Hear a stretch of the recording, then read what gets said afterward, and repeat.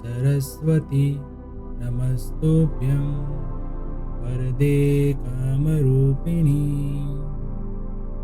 विद्यारम्भं करिष्यामि सिद्धिर्भवतु मे सदा।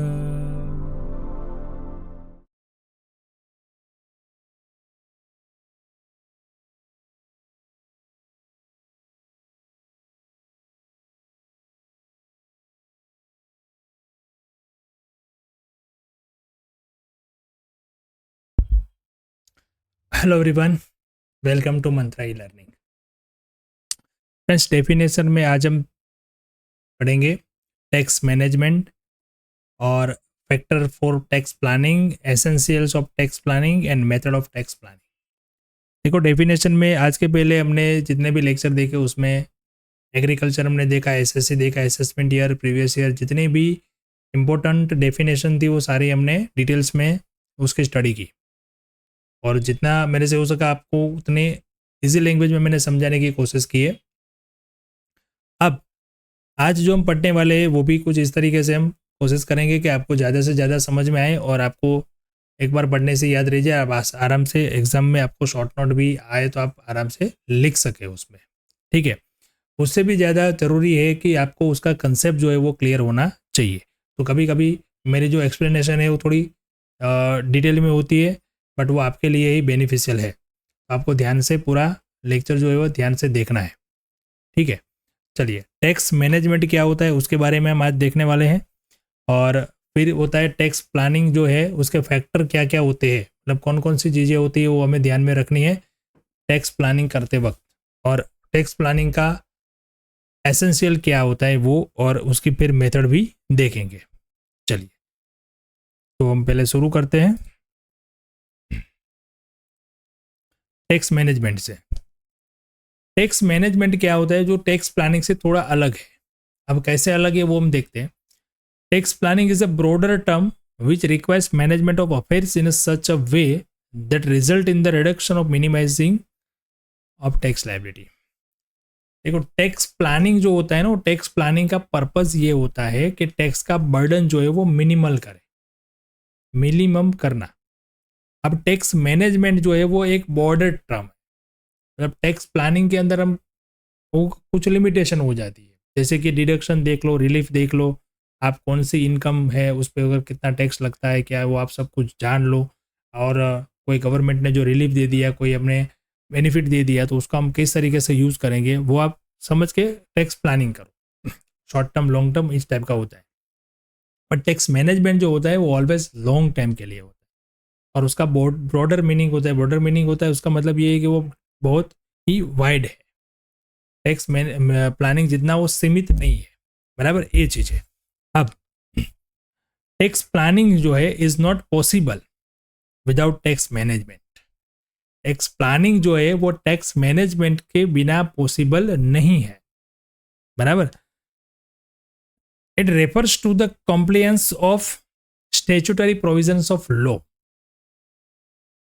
टैक्स मैनेजमेंट जो होता है वो पहले से एडवांस प्लानिंग करके रखता है और पहले से उसकी जो प्रोविज़न जो होती है, स्टैट्यूटरी प्रोविज़न, वो हमें फॉलो करना ही है, क्योंकि टैक्स प्लानिंग का मेन एम क्या है, हमें लीगल दायरे में रह के टैक्स का बर्डन कम करना है, लीगल फ्रेम में रह के टैक्स बर्डन कम करना है, ठीक है, वो है। अब कितने इंपॉर्टेंट टॉपिक है जो हम टैक्स मैनेजमेंट पे कवर करते हैं वो आपको ध्यान से देखना है, ठीक है। देखो, deduction of tax at source मतलब TDS, payment of advance tax and self assessment tax, payment of tax and demand, tax on demand, maintenance of accounts under section 44AA, audit of under accounts under section 44AB, payment of cess, duty of fees, bonus, commission to employ etcetera, furnishing return of income under section 139, documentation and maintenance of tax files, etc., and review of order received from tax authorities। ठीक है, चलिए, अब ये सारी चीज़ें जो है वो हम डिटेल में उसको मैं आपको एक्सप्लेन करने की कोशिश कर रहा हूँ। जैसे कि deduction of tax at source होता है टीडीएस। अब जो भी पर्सन है, जो भी एसएससी है, जो अपना टैक्स बर्डन कम करना चाहता है with in tax legal frame और टैक्स मैनेजमेंट का ये जो यूज़ करना चाहता है, तो उसको ये इसके बारे में नॉलेज होना चाहिए टीडीएस के बारे में। मतलब कई सारी ऐसी इनकम है जिस पे टीडीएस लगता है, इनकम है उस पे टीडीएस लगता है। मतलब कैसे? जैसे मान लो कि आप बिजनेस ओनर हो, तो आप सैलरी पे करोगे एम्प्लॉई को, तो एम्प्लॉई का जो टैक्स है वो आपको उसकी सैलरी में से काट के उसको सैलरी करनी है। मतलब ये होता है tax deducted at source. Income जहाँ से अर्न हुई वहीं से आपको टैक्स डिडक्ट करना है। इसमें ऐसी भी प्रोविज़न है कि अगर वो आपको लीगल दायरे में आता है और आपने उसका सैलरी का जो है वो टैक्स नहीं काटा, मतलब टीडीएस नहीं काटा, तो वो एक्सपेंस जो बिजनेस के एक्सपेंस के हिसाब से मिलता है आपको प्रॉफिट में से माइनस करने के लिए एडमिसिबल होता है, वो नहीं मिलेगा। तो उस हिसाब से आपका टैक्स बढ़ जाएगा। ठीक है, ये मैंने आपको सैलरी का एग्जांपल दिया। वैसे कई सारे एक्सपेंसेस ऐसे हैं, जैसे हमने कॉन्ट्रैक्ट करके किसी के साथ कोई काम किया और उसको लेबर का पेमेंट किया, हमें जॉब वर्क का कुछ पेमेंट किया, तो उसके अंदर भी टीडीएस लगता है। मतलब हमें उसको जो पेमेंट करना है वो टीडीएस काट के करना है, और जितना टीडीएस हमने काटा उसको उतना गवर्नमेंट में पे करना है, उसके बिहाफ पे, वो सामने वाली पार्टी के बिहाफ पे हमें पे करना है। अगर वो पे नहीं किया तो वो खर्चा हमें हमारे इनकम में से माइनस नहीं मिलेगा, तो हमारा प्रॉफिट बढ़ जाएगा और टैक्स बढ़ जाएगा। तो टीडीएस की जितनी भी प्रोविजन है वो सब हमें देखनी है, समझनी है। ठीक है, तो ये टैक्स मैनेजमेंट का पार्ट हो जाता है। अब payment of advance tax and self assessment tax. अब ये दोनों क्या होता है? सेल्फ असेसमेंट टैक्स पहले समझते हैं, उसके बाद एडवांस टैक्स समझते हैं। सेल्फ असेसमेंट टैक्स ये होता है कि आप अपनी इनकम का खुद असेसमेंट करोगे और उसके ऊपर जो भी स्लैब रेट हमने पहले देखा था उस हिसाब से आप अपने हिसाब से टैक्स कैलकुलेट करोगे और टैक्स फाइल करोगे। मतलब आपका जो भी डिटेल है वो आप गवर्नमेंट को देंगे और जितना भी पेमेंट हुआ टैक्स का वो आप टैक्स पे करोगे।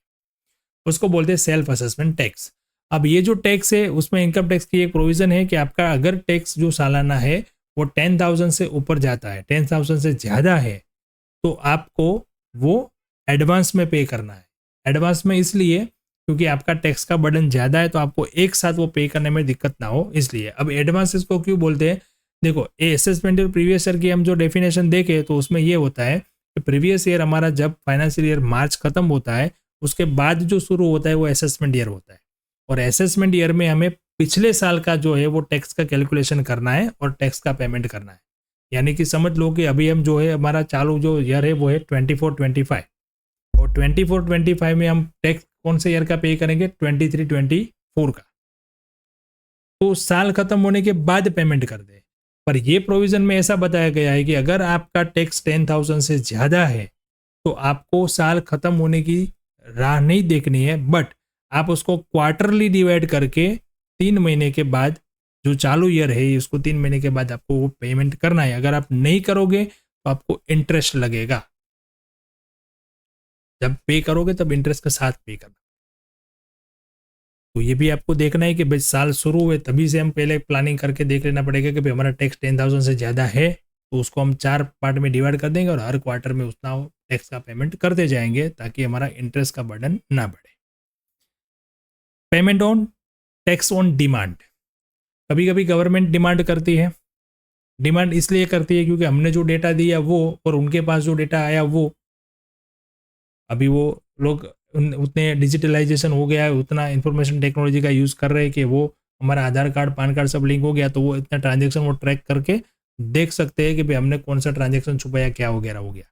तो हमारा असेसमेंट और उनका असेसमेंट जब वो मैच करते हैं, अगर उसमें कुछ गड़बड़ हो गई तो हमने जो टैक्स पे किया कम किया है या कुछ डिटेल हमारे से छूट गई है, तो वो उसका डिमांड करेंगे कि भाई आपको ये टैक्स पे करना है, तो वो टैक्स पे तुरंत कर देना है।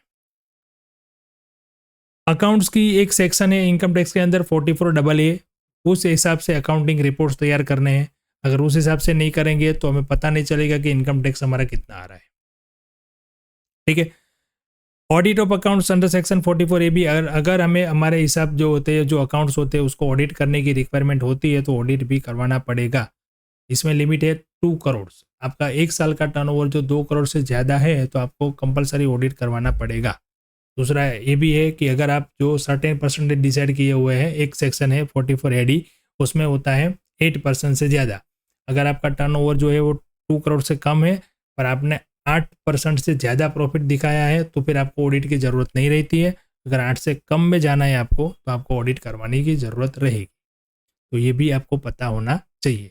तो ये भी आप प्लानिंग कर सकते हैं कि आपका कितना टर्नओवर होने वाला है, वो सब आपको पहले डिसाइड करना पड़ेगा और उस हिसाब से आप प्लानिंग करके जाओगे तो आपका टैक्स बर्डन भी कम होगा और लीगल जितने भी कॉम्प्लायंस ऐसे है उसको आप इजीली मैनेज कर सकोगे।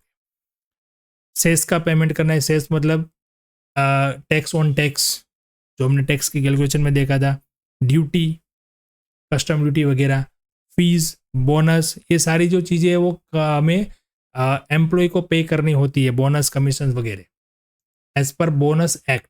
बोनस का एक्ट अलग से, उस हिसाब से उसको बोनस देना पड़ता है, कमीशन जो रेट हमें डिसाइड किया वो करना पड़ता है। अगर वो नहीं किया तो वो लो के हिसाब से भी हमारे पर लाइबिलिटी आ जाती है, तो ये भी ध्यान रखना है।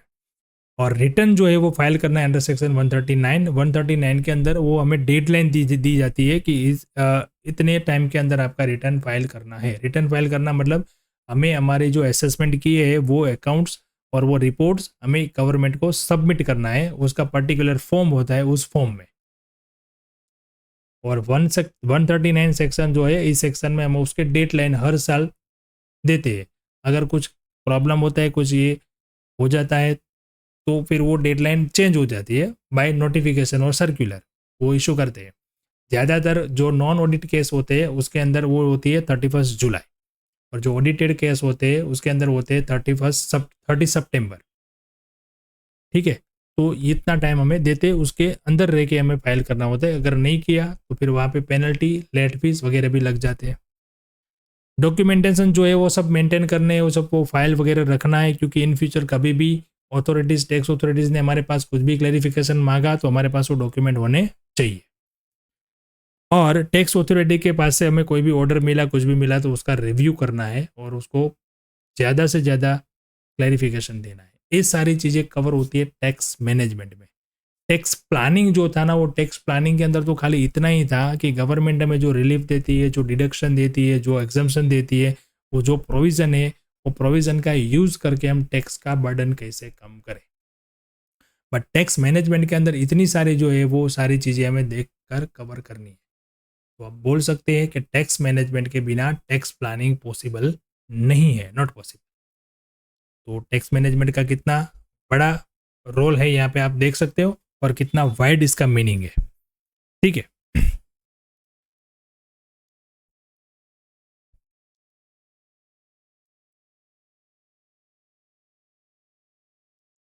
देखो दोनों का डिफरेंस देखे तो आपको ज़्यादा क्लैरिटी मिलेगी। टैक्स प्लानिंग का मेन ऑब्जेक्ट था मिनिमम ऑफ टैक्स लाइबिलिटी, और टैक्स मैनेजमेंट का जो मीनिंग है वो होता है comply with the provision of income tax law and it's allied rules. Tax management का जो मेन एम होता है वो ये होता है कि भाई हम हर एक इनकम टैक्स की प्रोविज़न है उसका सही तरीके से पालन करें, और उसके साथ जितने भी रूल्स है उसको भी हम 100% लॉफुल रह के फॉलो करें। Tax planning also include tax management. Tax planning के अंदर टैक्स मैनेजमेंट इंक्लूड है। Tax management deals with the filing of return in time, getting the accounts audited, deducting tax at source etcetera.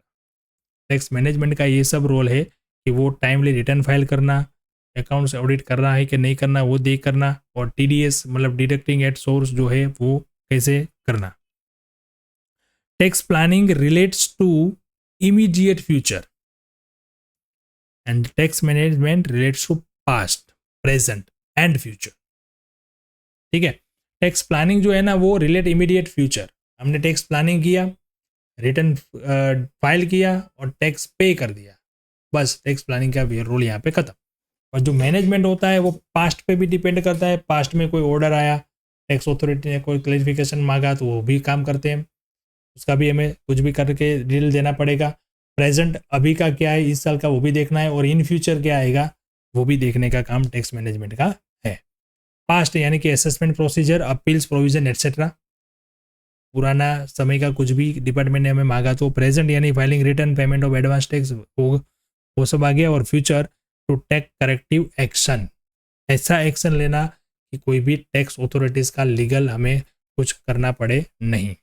Tax planning helps in minimizing tax liability in short term and long term. Short term long term दोनों में हमें tax planning help करता है, जबकि tax management जो है वो help in avoiding payment of interest, penalty, prosecution etcetera. Interest, penalty, prosecution मतलब इंटरेस्ट कभी ना भरना पड़े वैसा मैनेजमेंट हम कर सकते हैं, पेनल्टी ना भरनी पड़े, और प्रोसिक्यूशन मतलब कोई लीगल एक्टिविटी हमारे साथ इनकम टैक्स के अथॉरिटी के साथ ना हो जाए, वो सब देखना। टैक्स प्लानिंग जो होता है वो एक ऑप्शनल चीज़ है, अगर आप करना चाहो तो करो, बट टैक्स मैनेजमेंट जो है वो ऑप्शनल नहीं बोल सकते, उसको हम एसेंशियल बोल सकते हैं, वो जरूरी है हर एक बिजनेस, हर एक पर्सन के लिए।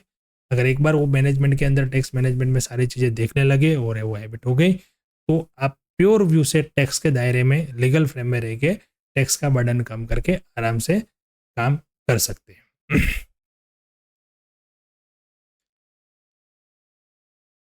अब सेकंड पॉइंट था हमारा, वो था basis of proper tax planning.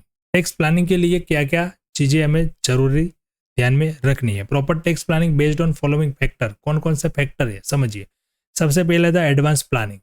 जो टैक्स प्लानिंग होता है वो प्लानिंग एडवांस होता है, क्योंकि planning should be before the accrual of income. Income मिलने से पहले हमें वो प्लानिंग कर लेना है, तो हम टैक्स बचा पाएंगे। In case of planning done after accrual of income, that is non age application of income which may lead to a conclusion that they are many may be a fraud. Income मिल गई, अब उसमें से tax कैसे बचाना है, कुछ planning हम करेंगे तो इसका मतलब ये हो गया कि भाई आपने मिल के आपको टैक्स नहीं भरना है, इसलिए आप सब ये कुछ कर रहे हो, यहाँ पे इन्वेस्ट कर दो, यहाँ पे कर दो वगैरह। पर जब इनकम मिलनी है उसके पहले आप जब काम करोगे, एडवांस में प्लानिंग कर लोगे, तो वो सही होगा। तो ये पहले एक फैक्टर ध्यान में रखना है। Considering the source of income, income की सोर्स क्या है वो जानना है। Tax planning should be restored after taking into account the source of income. बराबर, इनकम सोर्स का मतलब सैलरी की इनकम है, बिजनेस का प्रॉफिट है, हाउस प्रॉपर्टी की इनकम है, रेंट का इनकम है, कौन सा सोर्स है, कहाँ से इनकम जनरेट हुई, वो आपको पहले ध्यान में रखना है। टाइप ऑफ बिजनेस एंटिटी, अब आपका बिजनेस जो है वो कौन सी एंटिटी है, मतलब प्रोप्राइटरशिप है, पार्टनरशिप है, प्राइवेट लिमिटेड कंपनी है, एलएलपी यानी कि लिमिटेड लाइबिलिटी पार्टनरशिप है, कौन सा बिजनेस है, उस पर कौन कौन से रूल्स लगते हैं, कौन कौन सी तरह से इनकम टैक्स की प्रोविजन लगती है, वो आपको टैक्स प्लानिंग को बेटर करने के लिए हेल्प करता है। लोकेशन भी बहुत मायने रखता है। जैसे सेज करके एक एरिया है, स्पेशल इकोनॉमिक जोन, ये कुछ ऐसा एरिया होता है कि जहाँ पे कोई इंडस्ट्रीज नहीं है, तो उसको डेवलप करने के लिए गवर्नमेंट उसको डेवलप करने के लिए वो जो एरिया होता है वहाँ पे अगर आप कोई फैक्ट्री लगाते हो, कुछ बिजनेस करते हो या एम्प्लॉयमेंट जनरेट करते हो, ऐसा कुछ करते हो, तो वहाँ पे जो आप बिजनेस अर्निंग करते हो, इनकम लेते हो, उस पर टैक्स का बर्डन बहुत कम से कम होता है, या कुछ एक्टिविटीज़ में, कुछ बिजनेस में तो होता ही नहीं है। तो लोकेशन भी खास ध्यान में रखना है। The choice of location of business entity and its branch division may also affect to the tax incidence. It's play very important role of tax planning. For example, installing a manufacturing unit in SEZ would result a substantial reduction in tax. ठीक है, tax burden. Location भी ध्यान में आपको रखना है। Next है residential status of an SAC. अब इसके बारे में हम नेक्स्ट चैप्टर में पढ़ेंगे, रेसिडेंशियल स्टेटस क्या होता है। रेसिडेंशियल स्टेटस जो होता है, अभी आप समझ लो कि 3 टाइप के रेसिडेंशियल स्टेटस होते हैं। एक होता है रेसिडेंट, एक होता है ऑर्डिनरी रेजिडेंट, और एक होता है नॉन रेजिडेंट। अब ये तीनों कैटेगरी किस तरीके से आती है, वो आता है आपका प्रेजेंस इन इंडिया।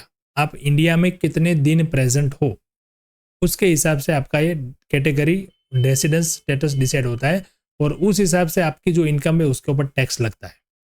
तो अगर आपको इंडियन इनकम ही है और इंडिया से बाहर जाने वाले नहीं हो, तो ये आपके लिए कुछ काम का नहीं है। पर आप इंडिया से भी इनकम लेते हो, इंडिया के बाहर भी आपके मतलब इनकम सोर्सेज है, वहाँ से भी आपको इनकम मिलती है, तो फिर आपको ये प्लानिंग करना जरूरी बनता है कि मैं कौन से रेसिडेंस स्टेटस में रहूँ, ताकि मुझे कम से कम टैक्स भरना पड़े, और वो आप तय कर सकते हो एडवांस। बराबर, tax incidence differ where with reference to residence status and ordinary resident assess liable to pay more tax in comparison to non resident. अगर आपका टैक्स नॉन रेजिडेंस है तो आपको इंडियन इनकम पे ही टैक्स लगेगा, आउटसाइड इंडियन की income पे tax नहीं लगेगा। तो अगर आपकी इनकम जो है वो आउटसाइड इंडिया से ज़्यादा आ रही है तो फिर आपको नॉन रेसिडेंट्स के कैटेगरी में आना चाहिए। उसके लिए इंडिया में कितने दिन प्रेजेंट रहना, वो सब कंडीशन जो है वो हम नेक्स्ट लेक्चर में डिटेल में पढ़ेंगे, उसके प्रैक्टिकल क्वेश्चन भी करने वाले हैं। ठीक है। चॉइस टू बाय और lease, in case of decision to buy an asset entitles an SSC to charge depreciation against the business income, while decision to take an asset lease allow him to charge the lease rent of the asset. अब business के लिए ये जो है वो bye और lease का जो कंसेप्ट है वो आपको समझना है। कैसे, अगर हम बिजनेस करते हैं तो अगर हमने कोई एसेट जो है वो परचेस कर ली तो उसका डेप्रिसिएशन हमें मिलेगा। डेप्रिसिएशन मिलेगा मतलब हमारे प्रॉफिट में से, इनकम में से वो डेप्रिसिएशन हमें माइनस करके फिर जो प्रॉफिट हुआ उसके ऊपर टैक्स भरना है। बट अगर हमने वो लीज पे या रेंट पे ले लिया तो जो रेंट का और लीज का जो खर्चा है वो मिलेगा। अब इसमें से कौन सा बेटर है वो हम चॉइस कर सकते हैं as a tax planning. Capital structure, capital structure का मीनिंग होता है कि आप कैपिटल जो है वो कहाँ से लाते हो। आप खुद का कैपिटल इन्वेस्ट करके बिजनेस करते हो या फिर लोन लेके करते हो, तो लोन का इंटरेस्ट जो है वो आपको as a deduction, as a expense आपको रियलाइजेबल है, बराबर। जब कंपनी है तो कंपनी के अंदर इक्विटी फंड है, इक्विटी फंड में आपको कुछ डिडक्शन नहीं मिलता है क्योंकि वो ऑन फंड होता है। बट आपने डिबेंचर इश्यू की है तो डिबेंचर का इंटरेस्ट जो होता है वो आपके प्रॉफिट में से माइनस होकर आपकी टैक्स लाइबिलिटी कम कर सकते हैं। तो इनकम सोर्स कहाँ से लाना है आपका, सॉरी कैपिटल सोर्सेज कहाँ से, वो आपको अपने बिजनेस के एंटिटी के हिसाब से तय करना होता है। ठीक है, चलिए तो अब आते हैं हमारे नेक्स्ट टॉपिक जो है हमारा, वो है एसेंशियल ऑफ टैक्स प्लानिंग। पर वो एसेंशियल टैक्स प्लानिंग हम नेक्स्ट लेक्चर में देखेंगे क्योंकि उसमें भी बहुत सारी इंपॉर्टेंट चीज़ें मुझे आपको समझानी है, आपको बतानी है, तो नेक्स्ट लेक्चर में हम देखेंगे। तब तक के लिए आपको, आप जो आज टैक्स मैनेजमेंट पढ़ा उसके डिफरेंसेस हमने देखे और टैक्स प्लानिंग के जो फैक्टर जो थे वो आपने देखा, उसके बारे में आपको स्टडी करना है, समझना है और अच्छे से पढ़ना है। ठीक है, चलिए मिलते हैं नेक्स्ट लेक्चर में। ये टैक्स एसेंशियल के पार्ट को समझेंगे और आगे भी उसमें कुछ देखेंगे। Thank you and have a good day.